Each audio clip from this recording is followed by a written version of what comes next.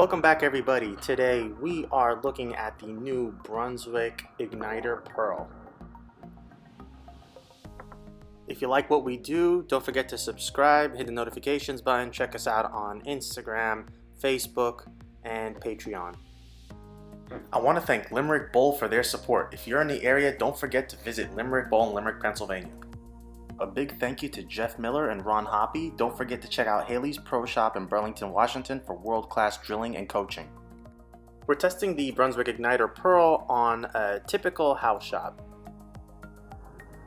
First impressions, the Igniter Pearl is going to be an easy sell for Brunswick fans on house shots, especially for the summer.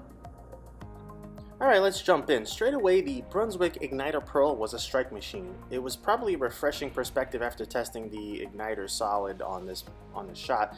Not because it wasn't good, but just a bit too much surface to play for very long, especially in the summer months when most house shots are hooking a lot. At the end of the day, any ball can strike if you know what to do with it and throw it at the right time, so let's just focus on the characteristics of this piece. First thing is, the Igniter Pearl is an obvious Brunswick motion. That's not a bad thing, but just don't expect it to look sideways.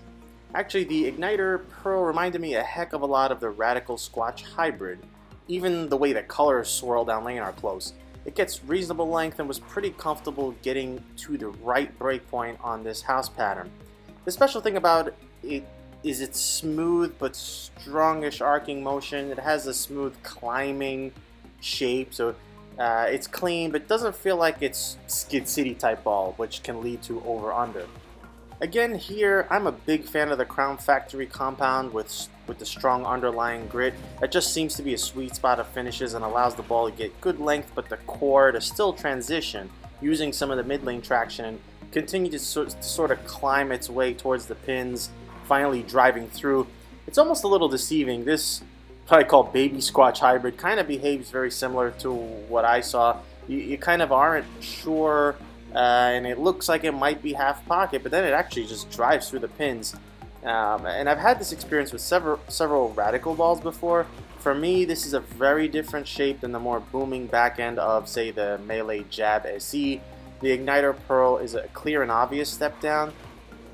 Compared to the Solid, they are about an arrow different, with the high surface of the Solid forcing James in a bit more. But ultimately, they're very good complements.